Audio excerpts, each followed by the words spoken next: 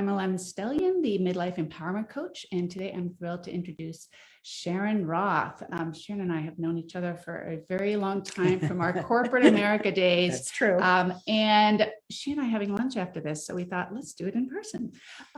Sharon is originally from Philadelphia by way of St. Louis, but has lived in Chicago ever since going to Northwestern, where she studied mathematical methods in the social sciences. She worked at Kraft in market research, where she met me, and then for a boutique market research firm until retiring just a few years ago. She divides her time between Chicago and Naples, is married, and has 29-year-old twins, Adam and Rachel. So Sharon, welcome. This is kind of so fun to do it in person like this. So I have really been really looking forward to this conversation because I've known for a time now that you've been getting into genealogy, but I guess I didn't really realize just how deep into it you had gotten. So tell our audience a little bit first, sort of what drew you to genealogy? Like, why did you start doing this? Well, honestly, what happened was that shortly after my retirement, my mother and I decided to take a DNA test for no reason other than just fun. Why not? So we signed up with 23andMe, and then we also did the same thing with Ancestry. We didn't find any great secrets in terms of who we were related to or ethnicity. We knew all of that. But in doing so, we wound up connecting with cousins of my mother's who we'd fallen out of touch with. Nothing bad, just how people fall out of touch. So we planned a family reunion. And as part of that, I thought, well, why don't I just start an Ancestry account and start documenting all of this? And that became something that snowballed and snowballed until now I have an 8,000 person tree with all of my relatives on both sides, plus my relatives' relatives, my husband's relatives, anybody who's even remotely related to me. I've done trees for friends as well, both current friends as well as for people online who are interested. My specialty happens to be Eastern European Jewish genealogy, but I kind of do it all. Wow. So 8,000 people, like how many generations are we talking about here?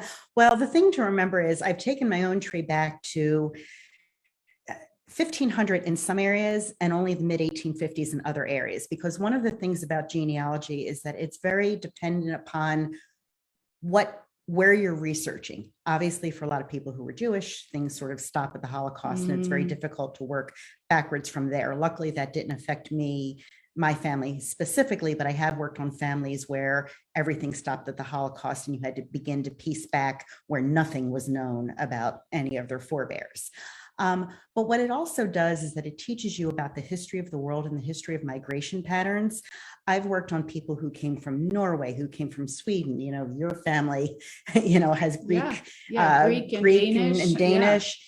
And I've both worked on my family where my grandfather was an immigrant through Ellis Island in 1920, yet by the same token, I also discovered that I'm a daughter of the American Revolution because my sixth great grandfather fought for Pennsylvania. Wow. So you find a lot of interesting information about history, about immigration, and especially in this time of history where immigration is such an important topic for us to grapple with as a nation. I feel it's really important for us to honor our ancestors who came here and to recognize that everybody sitting here in the United States, unless you are Native American, is a descendant of immigrants.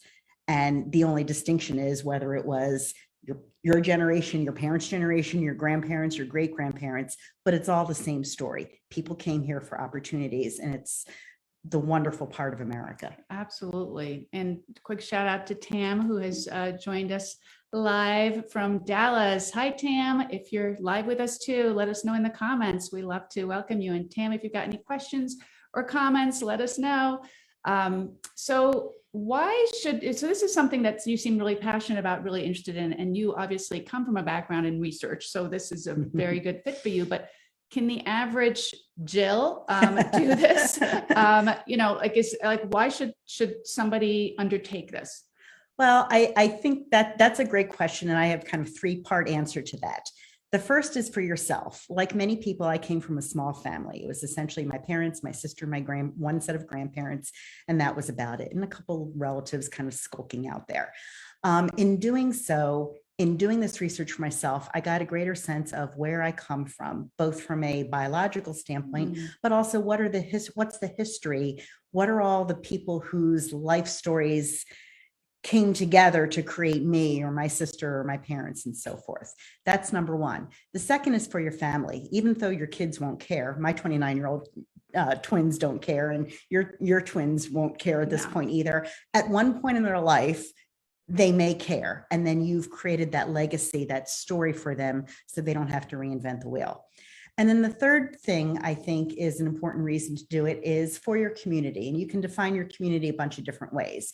You could define it as, daughter of Greek immigrants or Danish immigrants or whatever, or Eastern European Jewish, or in my case, Irish, German, etc.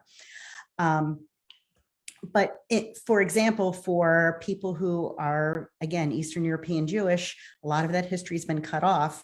And so piecing things together and tracing the tribe, which is what we tend to call it, is really a way to honor those communities. Yeah, no, that's amazing. And it's so interesting to me to see, I know as even having seen my parents become more interested in their ancestry as they've gotten older, it does seem to be kind of a thing that happens as you get older. You kind of want to get reacquainted with your roots, and I think you have a sense of obligation to leave behind the family history. Like, as you're thinking about your, like you're aging and you're maybe becoming the last, the last generation as your parents pass away. How are you going to pass on this important family history to your children? Even if they're disinterested right now, in all likelihood, as they age, they may become more interested. So I love that. So how does somebody even begin to tackle such a huge project as your family history, genealogy?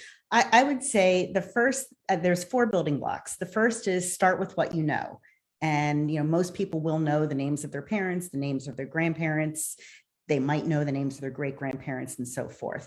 And that includes interviewing your family members. Okay. I'm not going to deal with adoption and surprise DNA issues. That's a whole separate topic, but we'll deal with that later. But let's just work on the assumption that your parents and your grandparents are who they think you are. Having said that, I would also say trust but verify. And what I mean by that is there's a lot of family lore that may or may not be true. And what I mean is there are things that weren't talked about. It could be a first marriage that ended in divorce. It could be infants or children who died. And by the way, a lot of infants and children used to die, and you'll start to see that as you go back, and you may not know, your grandmother may not even know that she had siblings who died before she was born because no one ever mentioned it in the family. You didn't talk about it. There's also, suicides, unsavory characters who got in trouble with the law that aren't talked about. I just worked on a case a couple days ago where this man was working on his grandfather, and he said, well, there's a man who was in Sing Sing who has the same name. And I actually found several documents from the man that he knew and this man from Sing Sing. And I said, compare the signatures. They were identical. And he's like, oh, my grandfather really was in Sing Sing and nobody talked about it. I found in my own family that my first cousin twice removed was the victim of a serial killer. And then I also found that my husband's first cousin twice removed was a killer, was a murderer who was put to death in the electric chair. So, but no one talked about those things. This is kind of interesting stuff to find out. The other thing is families break apart, and they break apart over serious things that are worth breaking apart over, but they also break apart over silly things and silly arguments. And I certainly found that within my own family, and everybody will find an estrangement of some sort in their own family.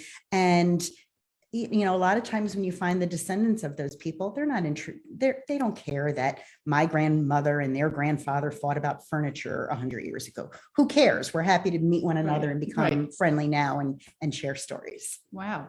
Yeah. So those are some great ways to get started. So you're saying get started by talking to the people who are still alive, and just get whatever information you can from them. And I'm going to take a quick break to say hello to Donna, who has joined us from Dayton and has discovered that Tam is also from Dayton. So Tam and Donna are connecting to their roots from Dayton. Anyway, they'll have lunch just like we're going to. So Okay, so now you've interviewed the people who are Got it. alive. So what happens next? Well, I would say you want to frame your objectives in terms of what's your interest. Some people want to build their tree all the way backwards back to, the Middle Ages. Other people want to build sideways because they want to find their grandmother's siblings, descendants, and establish relationships. Neither of those are right or wrong. It's just what your personal preference is. But then I would say the two things that I would say sign up for immediately would be sign up for FamilySearch.org, which is run by the Mormon Church. It's absolutely free. There's no obligation. And it is an incredible source of free genealogy databases. The second is I would get an account at Ancestry.com. That is a paid account, but to me, trying to do genealogy without Ancestry.com, I liken it to saying I'm going to take up knitting, but I'm not going to buy yarn. Okay. It's just absolutely critical to do so. You can always drop it once you've found what you need to find, but I would start with those two things. And then I would also simultaneously do DNA testing. What I'd also recommend is that I would go to the oldest people living in your family, the oldest generation. Right. So if your parents are both living and you test them, there's actually no need to test you. Oh, okay. So you want to go to the highest generation that is possible. Best practices would be to test on both 23andMe and Ancestry DNA, and then you can upload to other services as well. So you can fish in all ponds where people have tested. I also do solve some adoption cases, and that's the best recommended practice too. Oh, wow. Okay. We're going to have to ask we'll have to get that. That's very, okay. So what, and there's some, okay. So you've signed up with these, right? And then what you, now what? you've done the test, the DNA testing. So I know from having done some of this that you get notifications that, oh, you may have a relative or whatever. Right. Like, is that what you pursue? I would pursue the paper trail first. Okay. And the biggest principle there is start with what you know and work steadily backwards. Too often people want to jump to, well, I want to find the manifest of my relative who came here in 1880. Right. Don't go there. Okay. In the case of the US, I'm going to be very US centric for a moment. In the case of the US, all the censuses are available up to 1940. So I'd find your family in 1940, assuming they were in the US, and work backwards to 1930, 1920, 1910, 1900. There's no 1890 census.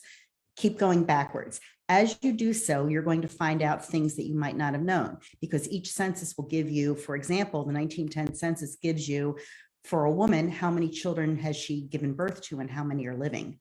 That's pretty unique when you think, oh, I thought my great-grandmother had 4 children. Well, actually she had 7, but only 4 are living. Wow. Yeah. Additionally, what you can do then is you can find out whether your relatives were naturalized.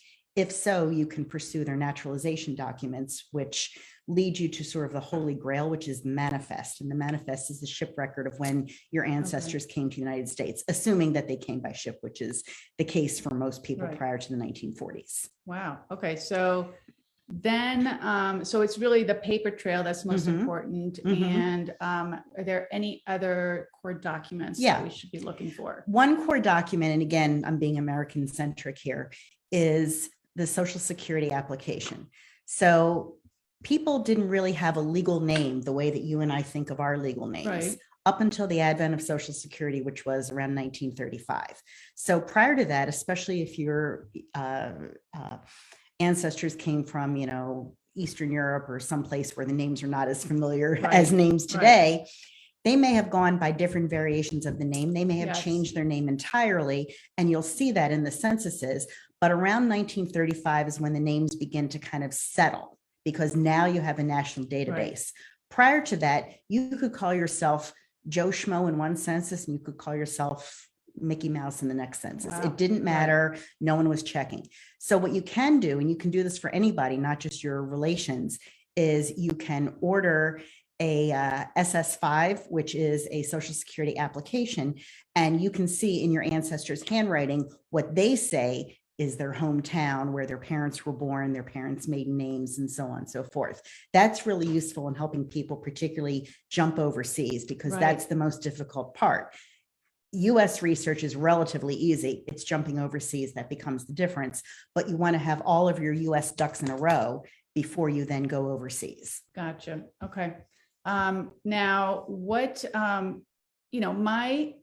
my grandfather came on Ellis Island. We actually found the signature, Mhm. but is that like not, you've mentioned something about Ellis Island, like maybe Yes. being like everybody's banking on finding the signature at Ellis Island. Is that not what everybody came through? No, well, first of all, Ellis Island was only one of many ports. Oh, okay. People came through Boston, Philadelphia, New York, obviously Ellis Island. They came through Galveston, Texas. They came through New Orleans, Louisiana. Many came through Canada and then took a train down to the United States. So Ellis Island is kind of shorthand for the immigration process, but it isn't necessarily Ellis Island for everybody. Having said that, the Ellis Island myth is one of the biggest myths in genealogy. And on the boards that I frequent, I and others have to work to dispel this myth probably 3 times a week. It's a huge, huge myth. And the myth goes like this. The myth was that my ancestor was named Yitzhak Schmikalowski. Right. And he got to Ellis Island and the officials said to him, "What's your name?" And he said, "Yitzhak Schmikalowski." And the officials said, "Sorry, buddy, we're in the US now. You're not living with that. I've heard that You're going to be Isaac Schmidt." Schmidt. Okay. And so the poor immigrant doesn't speak English, doesn't know what's going on. He kind of goes like this and he becomes Isaac Schmidt from then on. And that myth is, that's not true. It's not true. What? And you see what? And you see it in The Godfather. There's a famous scene in The Godfather that has perpetuated this. And lots of people will swear, my great grandmother says that they changed the name at Ellis Island from Schmikalowski to Schmidt or whatever the case may be. In actuality, what happened is that the manifest was prepared at the point of departure. So that could have been in Latvia, that could have been in Germany, it could have been in France, it could have been in England. So it was prepared at the point of departure. And when they got to Ellis Island or whatever port they were at, they were wearing name tags. And I actually have pictures of these name tags that indicated the page number and line number where they were listed. So for example, I'm manifest page 5, line 10. Right. And the officials, all they did, you lined up in a row according to where you were listed on the manifest. And all the officials did was check off, oh, that's, yep, got it. There's line 10, there's line 11, there's line 12, there's line 13, and so forth. They did not ask you your name. They did not ask you to write down your name, and they had no legal authority to change their name. The other part of the myth is that the officials at Ellis Island or similar ports were very xenophobic. And so, like I said, Schmikalowski, we've got no time for that here in America. But in actuality, most of the workers at those places were immigrants themselves. They were hired because they were sympathetic to immigrants. The average official at Ellis Island spoke 3 to 5 languages. There were translators all over the place. Oh, wow. So it's a complete myth. What really happened is that your ancestor stepped off the island, went to wherever their destination was, and they decided to Americanize their name in some way. Okay. And so they did not, it was not forced on them. It's a choice they made. Absolutely. And sometimes when they naturalized, they would put that choice down, but other times they just went by that new name and no one was checking. Wow. So that's a huge, huge myth. That is, I don't know. That's kind of, that gets, it blows a lot of, it blows my mind a little bit. I'm not sure how I feel about that. I have to stop thinking about Trust that. me. Yeah. All right. And then in terms of DNA, there's a lot of myths, I think, around the DNA research and can you really uncover some crazy stuff? Oh, you can uncover plenty of crazy stuff. Really? The first thing I'll say about DNA research is don't do it unless you're willing to be prepared to accept that you may find out things that you don't want to know. Like what? There's a half sibling out there because your father fooled around before he was married to your mother. Yeah. Or, your mother's father isn't who she thinks it is because she's only a half sibling to her siblings. Okay. Yeah. Or I always thought we were 100% Italian. Yes. Right. And now it turns out I'm 50% Irish. What's going on here? Right. So do not do it unless you're prepared to accept the results. Okay. So that's kind of point one. Yeah. Okay. All right. And so I'm ready to accept the results. Okay, you're ready. I'm going to do it. What's next? What should I be wary of, or what should I be prepared for? Right. So let's say we're dealing with you, not your parents right. at this moment. The first thing to understand is that all of the services will give you ethnicity estimates. Take them with a bit of a grain of salt, because the technology is not sufficient to say, oh, you're from Germany versus Belgium versus Luxembourg. It's like more of a part of Europe. Exactly. So for example, I know you have Greek ancestry. If you did your DNA, you might find Italian/Greek, right? Just because that area is together. Or, your other ancestry I know is Danish. Yeah. You might find a general Scandinavian type of thing like that. To that end, a lot of people get distracted when they find a minute percent, like, oh, I'm 1% American Indian. What does that mean? Yes. That's just noise. If it's less than 4 or 5%, just ignore it and move on with your day. Don't think that you had a Native American ancestor who went over to Denmark in the 1800s and fooled around with your great grandfather. It's not happening. So that's the first thing. The second thing is, be very wary of what the DNA companies will tell you as a relationship. There's only 2 relationships that you can tell 100% through DNA, and that is parent to child or full sibling to full sibling. Okay. All of the others, all they can do is give you ranges. So for example, let's say I was your half sister. Yes. Okay. But let's say you also had a cousin or first cousin. Ancestry DNA cannot tell the difference between me as your half sister and your first cousin as your first cousin. Oh. All they can tell you is that we would both share DNA with you within some range. Okay. And that range gets broader and broader as the relationship gets further and further away. Okay. So if someone comes out and Ancestry says it's your third cousin, it might be your third cousin. It might be your second cousin twice removed. It might be your second cousin. Don't get too hung up on that level of precision. Okay. The second thing that you want to do is look for shared matches. So if you matched to me and you had no idea who I was, you could also find out, well, who are we sharing matches in common with? And that would help narrow down, oh, we're related through our mother, let's just say. Okay. Interesting. So those are the big things from that perspective. But there are plenty of boards, message boards on Facebook and so forth, or groups that will help you. There's one called DNA Detectives. There's a Jewish specific one because there's some specific issues with Jewish DNA because there's a lot of endogamy. What's that one called? Jewish DNA for genetic genealogy. Okay. But there's a whole bunch, and often they're helping people solve adoption cases as well, which is one thing that I've done a little bit in. Wow. Will you give us some of the links that we can put in the comments? Yeah. So we can add those for everybody who wants to just go right to them. Yeah. Tam, who's on this call, says she's adopted and she's done her research. So Tam, feel free to write more about that story. But in the meantime, I know you've solved some adoption cases. So how did you go about that? Yeah, well, the first adoption case that I solved was actually a newfound second cousin of mine. His grandfather and my grandmother were brother and sister, but we didn't know any of that.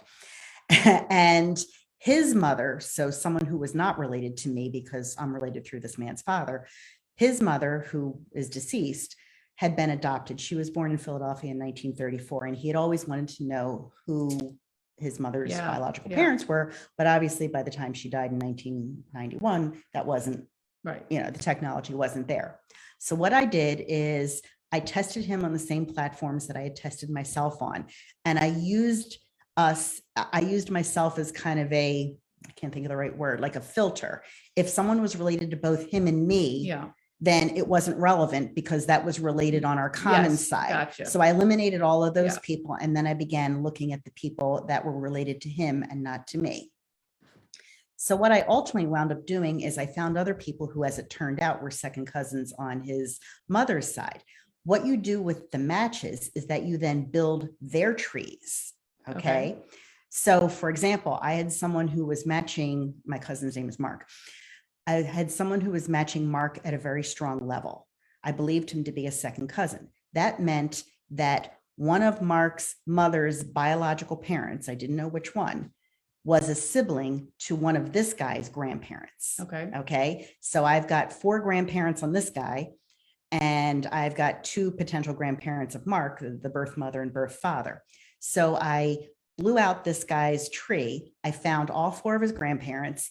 I found all of their siblings. And then I said, who could have been in Philadelphia in 1934 to be either the mother or the father of this lady? And as it turned out, I was able to narrow that down very quickly because some of the families weren't even living in Philadelphia and so on and so forth. Then I found people who matched him, but didn't match this new guy. And then I knew that had to be from the other parent. So then I did that same thing, blew it out, blew that man's family out. I found his grandparents and their siblings. I knew now that I was looking for a man. And then I was able to narrow in, okay, who could have lived in Philadelphia at this time? Okay. And then, so ultimately I wound up honing in on a man who I thought was the right man. He was deceased because he had, fathered a child in 1934, but he had subsequently gotten married and had another child. So we contacted that lady who would have been the half aunt of my cousin and said, we believe that you are, this guy, you're related. Would you mind taking a DNA test? Okay. So we paid for it, obviously. Yeah. And she said, to her credit, she was very open to this and took the test, and it confirmed that she was the half aunt of my relative, and therefore her father had been the father of the biological of his mother. Having said that, this was the case in which we believe that the birth father did not even know that the birth mother was pregnant. Okay. That's extremely common in those kinds of cases where, in the olden days, oh my God, you discover you're pregnant, you just sort of disappear. Right. You don't tell the guy, you just go, someplace and have the baby and you never talk to the man again. So we believe this was a case in which he didn't know she was pregnant because his family believed if he had known she was pregnant, he would have done the right thing and married her and so forth.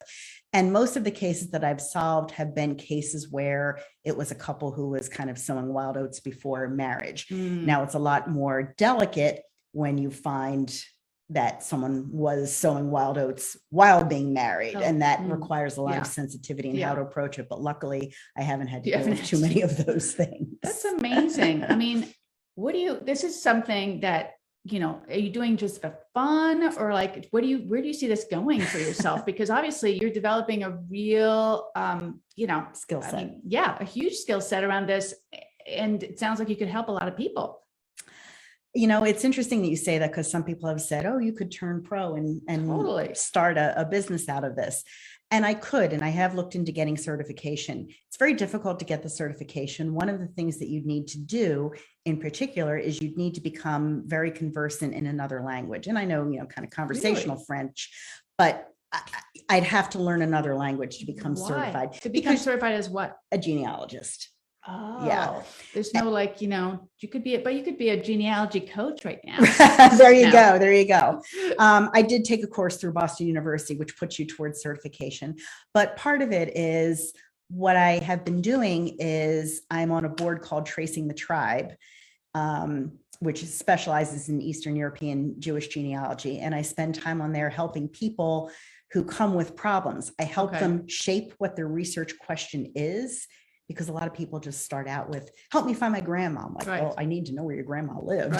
Start me off, basics, give me some basics here, but also how to use the different sources that are out there and how to work steadily backward, like I've described, and how not to fall into pitfalls like the Ellis Island myth, or assuming that everybody named Harry Cohen in New York in 1920 is the same man when there were probably 100 men named Harry Cohen at that time.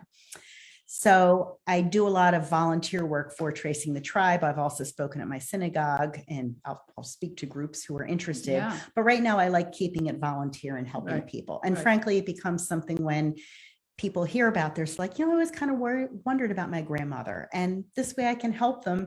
And because I'm not a paid professional, if I get to a stopping point, I can just say, I've tried my best. Right, And this is where, this is yeah. as far as I can go. Yeah, but that's, you know what, Sharon, this is so amazing. I didn't even know the lengths and depths to which you'd gone with this. So I am so impressed. Is there anything else that I've missed that I didn't ask you about that I should before we end?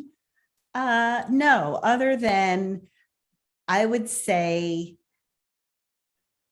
another source that I didn't mention, Okay. and I should, and I'll give it to you when we put everything in the comments, is newspapers.com.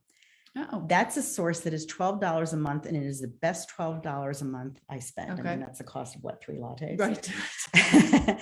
And one of the great underutilized resources is newspapers, because you might find records of your ancestors, especially if you're in a smaller town. It's not so much for New York, Chicago, so on and so Okay. forth. But if you have ancestors from a smaller town, like you see the woman from Dayton here, Yeah.